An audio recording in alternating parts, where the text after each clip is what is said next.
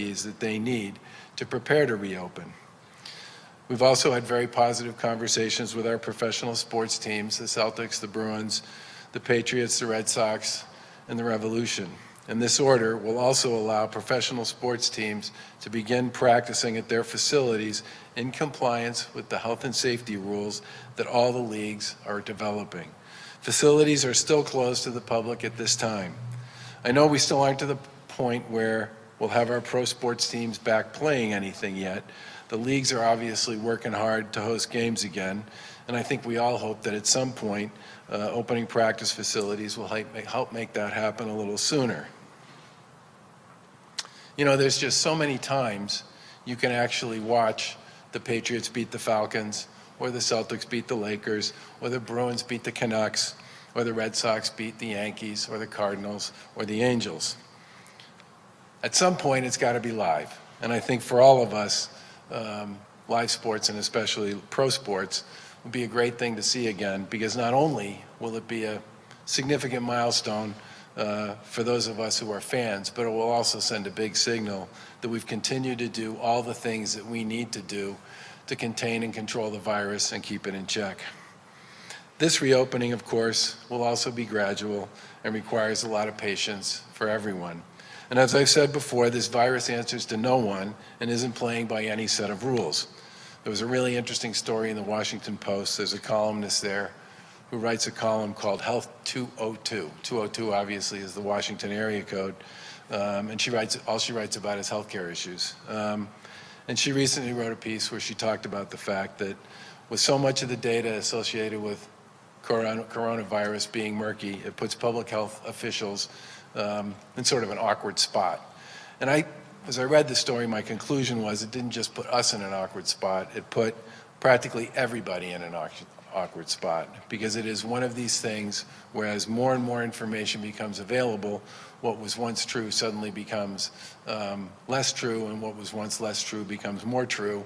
And I think one of the great challenges we will all have as we move forward on this is continuing to deal with the constant arrival of new information, which has implications for the decisions we make and how we respond to this. But the one thing I can tell you is it is contagious. It's very harmful, obviously, to vulnerable populations, to our elderly, and it thrives in environments where people are in close contact. There's no dispute about any of that. And the impact on our socialization and our economy to stop the virus as a result of those issues has been incredibly difficult. And this is obviously the time of year when everybody looks forward to getting outside, to celebrating graduations, weddings, and new beginnings. And while some things will still need to wait, we are certainly seeing positive momentum in a number of areas and hope we all do the things we need to do to continue to move that forward. People are starting to get back to work. Outdoor and recreational activities are starting to come back. We're making progress. Thanks to everyone doing their jobs now more than ever, and we need to keep doing what works to kill and slow the virus. With that, I'd like to welcome the Lieutenant Governor to the podium to talk a little bit about Phase 2. Thank you, Governor, and good afternoon. As the Governor noted, we are in the process of moving forward with our plan to reopen the Commonwealth. This plan was put together with input from a variety of associations, businesses, and Massachusetts residents. To reiterate what the Governor said, public health data and trends between June 1st and June 6th will drive when Phase 2 is able to begin. To better prepare Phase 2 businesses for the reopening, today we are issuing new guidance for restaurants and lodging. These workplace-specific safety standards are organized around 4 distinct categories covering social distancing, hygiene protocols, staffing and operations, and cleaning and disinfecting. When we announced our reopening plan on May 18th, we established a work group of industry representatives and municipal leaders to help us determine industry-specific protocols for both restaurants and for lodging. I want to thank the members for their valuable input as they literally understand the operations and provided us some great insight and ability to prepare these specific protocols. Today, we are issuing these workplace safety standards in advance of Phase 2 to give lodging facilities and restaurants time to prepare their operations, to get ready, and to do that in adherence to the general workplace safety standards that we previously issued. For restaurants, outdoor dining will begin at the start of Phase 2. We're working with our partners in the legislature on streamlining the process for local permitting for outdoor dining. Indoor dining will begin later within Phase 2, subject to the public health data. This guidance will be posted on mass.gov on our Reopening Massachusetts website. The restaurant guidance will include protocols for physical space and social distancing, and here are a few highlights. Tables must be positioned 6 feet apart. The maximum party size will be 6 people. Even when indoor seating is permitted, use of outdoor space will be encouraged for all restaurants to increase ventilation and better social distancing. Customers may not be seated at bars, but bar areas may be reconstituted for table seating. Today's guidance for restaurants will also include specific hygiene protocols to keep spaces clean. For example, protocols to keep items like utensils and menus cleaner through single-use or strict sanitization guidelines. Reservations or call-ahead seating is recommended. Contactless payment, mobile ordering, or text on arrival for seating will also be encouraged.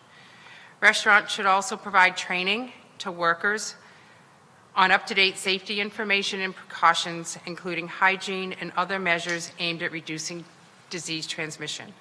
Workers, of course, should not show up for work if they feel sick. And finally, restaurants will be expected to follow cleaning and disinfecting guidelines in accordance with CDC guidance. This includes closing an establishment temporarily if there is a case of COVID-19 in the establishment. We also provided guidance for lodging. Hotels, motels, and other lodging businesses will be allowed to expand their operations in Phase 2.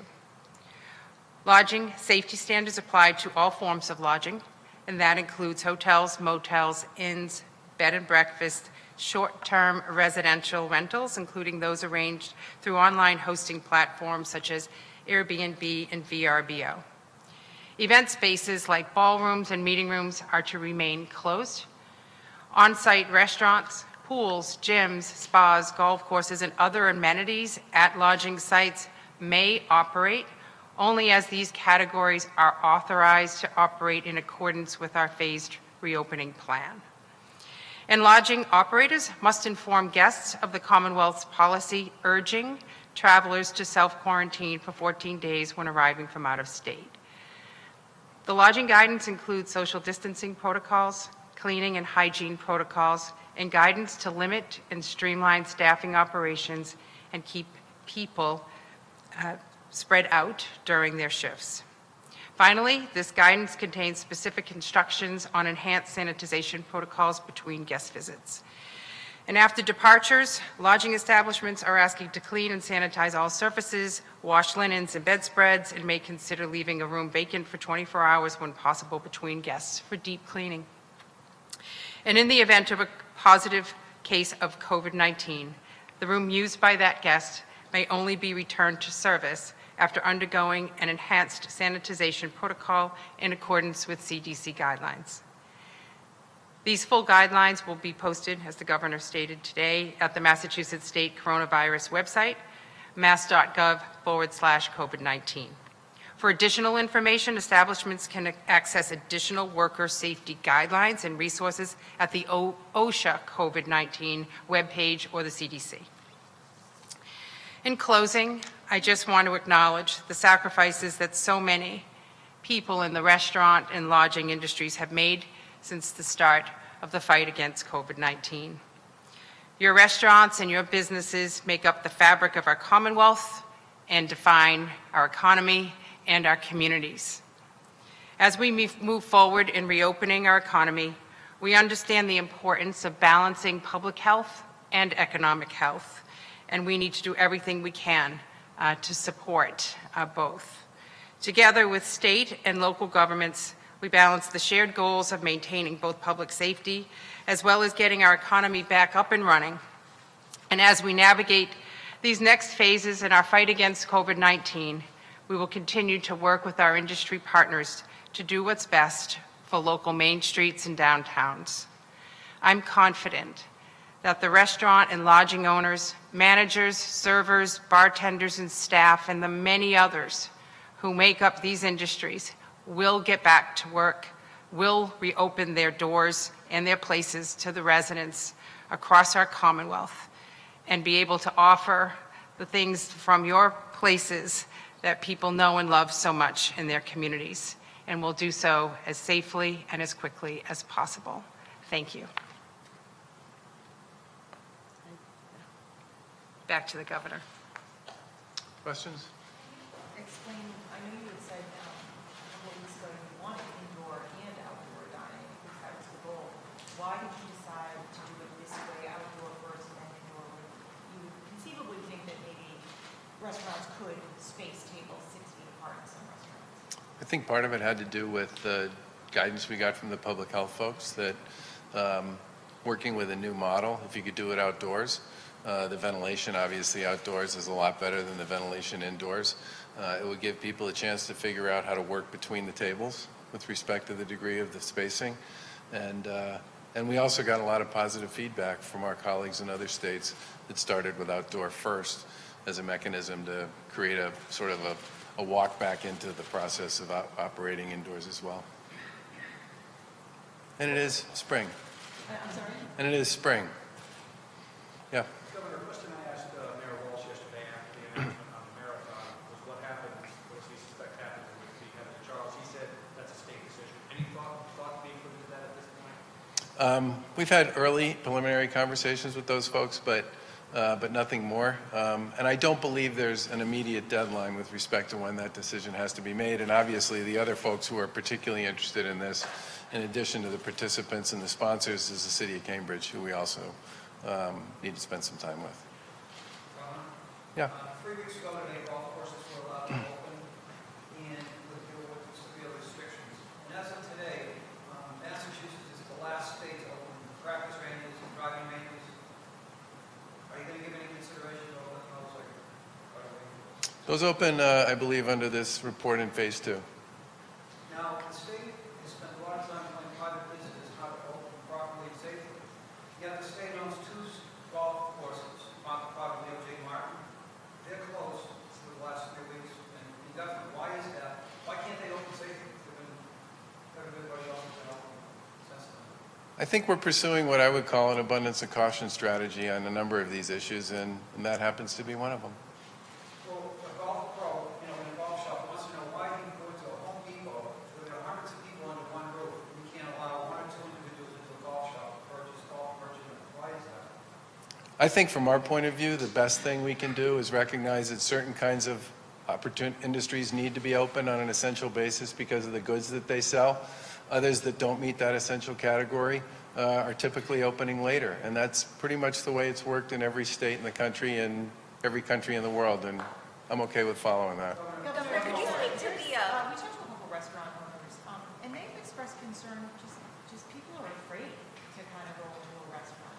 Can you talk about that? I mean, they said it doesn't matter, they can open Yeah. up, but they're a little concerned about the public having the confidence to go out and spend an hour and a half at a restaurant. Well, one of the reasons for pursuing an outdoor strategy to begin with is that's an easier and a simpler way for somebody to reintroduce themselves to dining. And I think in some ways, based on the conversations I've had with some of my fellow governors, that has been in many ways one of the reasons for going outdoor first, is it creates a possibility for people in a slightly different kind of setting to sort of return to the restaurant or just return to eating out generally. And can you just talk a little bit about what this will look like? People will go in with masks on, but in order to eat, you have to take off your mask in order to have. I'm going to let the Lieutenant Governor talk about that one. It goes back to the balance, right, between the public health and all the amazing work that the healthcare system has done in this Commonwealth to get us to this point, and to balance that with the economic health that we are so concerned about. And one of the things that we want to make sure people feel is comfortable and confident as a worker, as well as a patron and a customer. And that's why we've spent so much time through the reopening advisory board process to develop these industry-specific protocols, which literally are the how-to make a workplace in an establishment safer. And when it comes to distancing and hygiene and protocols for the workforce, all of that is laid out.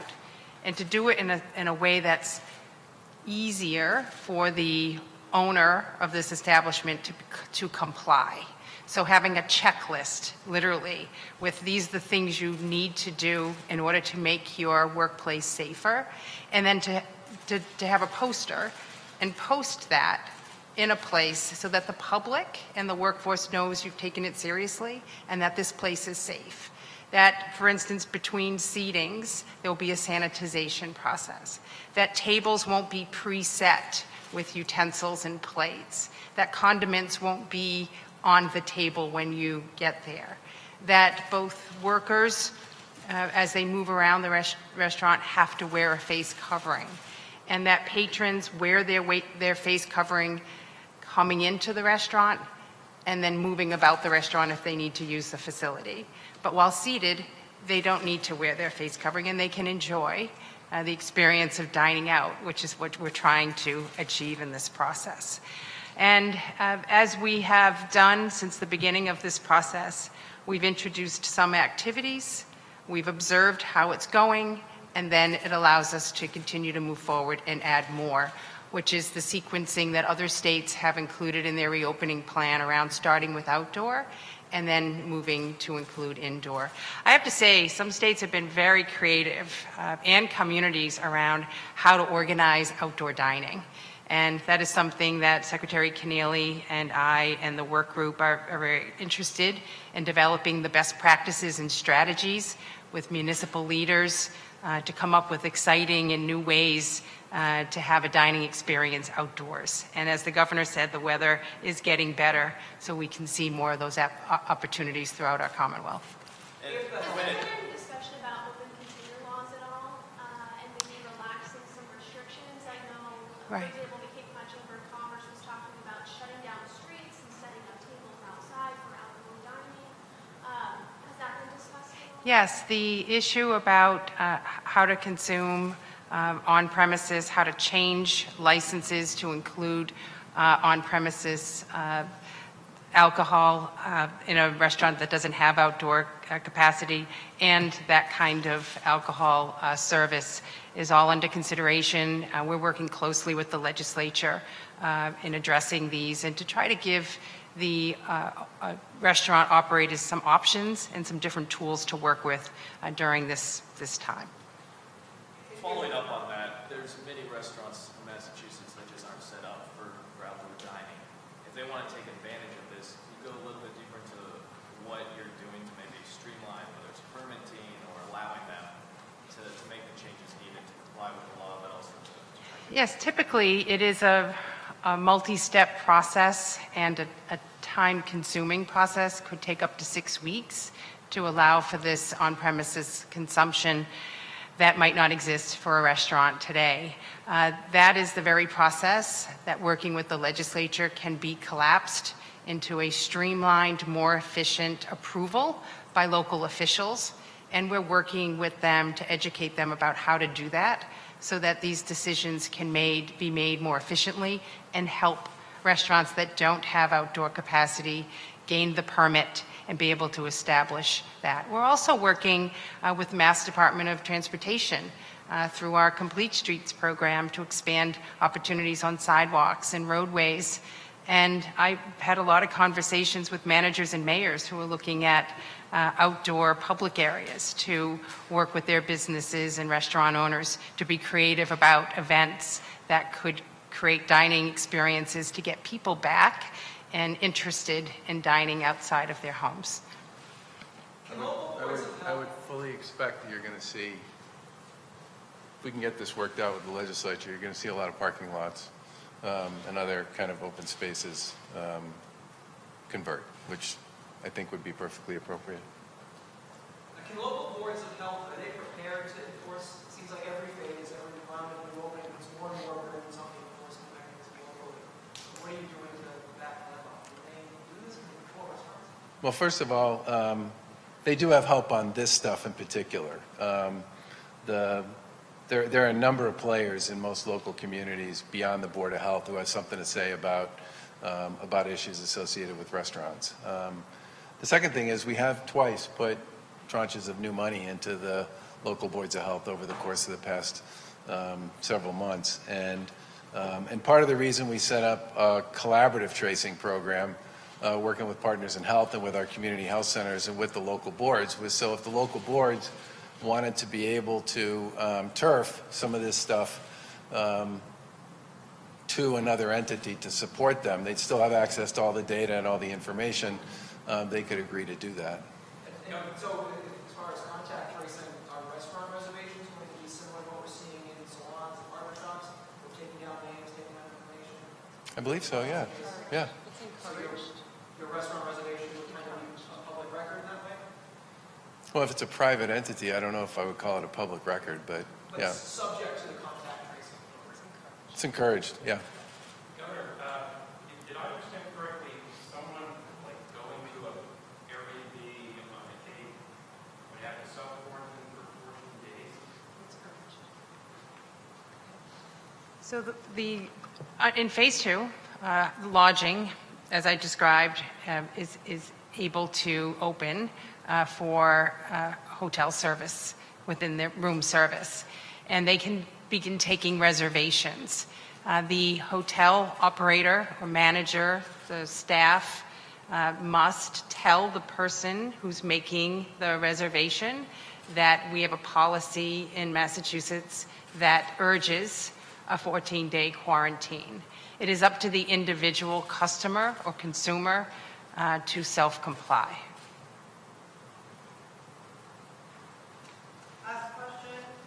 Governor, I heard again today, Lieutenant Governor talking about 6 feet of social distancing. The other day you were at a T station wanting to read their WHO rules on Yep. feet. Have you thought about that? What do you think is the right distance? I think it depends upon the circumstances and the situation. I think if you're going to be in a place for a long time, indoors, I think the 6 feet issue is the right way to go. Look, if the WHO thinks 3 feet on public transportation, if everybody's wearing a mask and doing everything else that they're looking for, I'm not going to argue with them. CDC says 6 feet. Welcome to coronavirus, where honestly, I mean, one of the greatest challenges we all face as public officials is the changing nature of what people believe to be true, what people believe what works best, and how to frame that up into a set of policies on a playing field where knowledge is constantly changing and moving. I mean, I brought up that Washington Post article because I happen to agree with it. One of the biggest challenges we've had since this whole thing began is the ability to make decisions based on what people, the CDC, World Health Organization, whoever else the smart folks are, about what is. And, you know, I'll go all the way back to one of the first things we were told was that there's a couple of days of gestation for the virus, right, before people become symptomatic.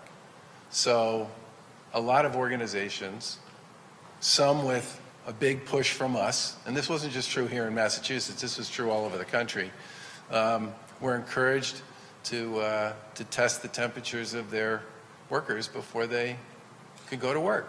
And we did that with our correctional officers. A lot of the healthcare folks did it. Businesses did it. A lot of people did that. And it was only, you know, weeks and in some cases months later that people started to say, you know, some of these folks never become symptomatic. Maybe 5 or 10%. And then that number moved up to maybe it's 20%. And now people talk about as much as 35%. And there was a recent series of tests they did of a big group it was even bigger than our nursing home, where literally 100% of the people who had tested positive never had symptoms at all. And that is in many ways what makes this virus so difficult. My view on the whole issue around issuing a mask, part of the reason we went from an advisory on that to an order was because the percentage associated with this idea of pure asymptomatic carrying of the virus just kept going up and up and up. And once it got to the point where it was more than 30%, my view, and I think the view of a lot of others, became you should be wearing that mask as much to protect others from you as you are wearing it to protect you from others. And if two people are wearing, and then there was a big debate about how effective masks were. And at this point, people seem to have settled on this idea that depending upon the nature of the mask and all the rest, it's somewhere between 50 and 80% effective if both people are wearing it at eliminating transmission. Okay? And I think the challenge that we have is we have to take all this information from a whole variety of different sources and figure out where we're going to try and land to do the best we can to represent the people of the Commonwealth and keep people safe. And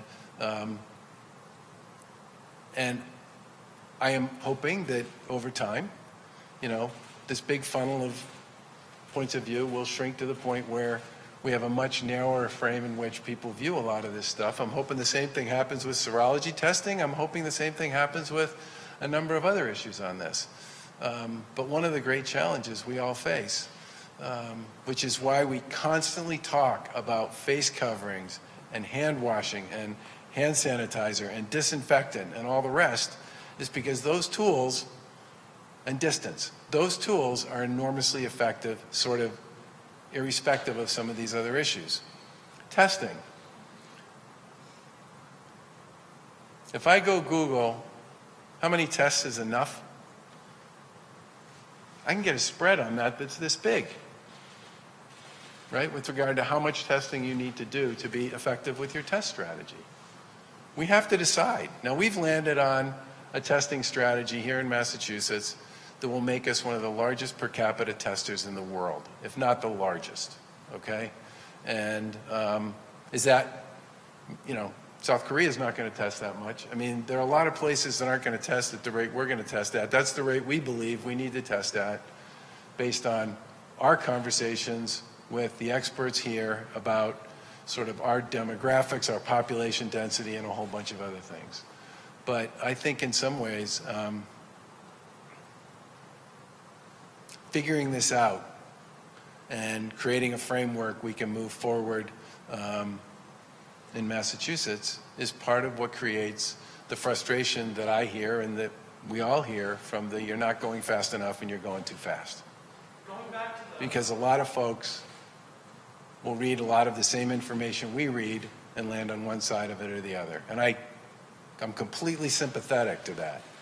But in the end, we need to make what we think is the best decision and the best way for the people of Massachusetts. Yeah. Going back to the hotel and lobby stuff, I guess just to clear it up a little bit, are you guys encouraging people to book a room for like a minimum of 2 weeks and then stay in that room for 2 weeks before they kind of set out, explore the state, wait for this 14-day advisory, quarantine to travel in the state? No, I mean, for the most part, the guidance we have there is consistent with the guidance that almost every other state in New England, and frankly in the Northeast, has right now. And I think part of that is just about being consistent with where everybody else has been. Governor, have you reached out to the governor of Minnesota, and I wonder if you could share your thoughts on what's going on there? So I don't know how anyone could watch that video and not be just outraged by it. I know I was. And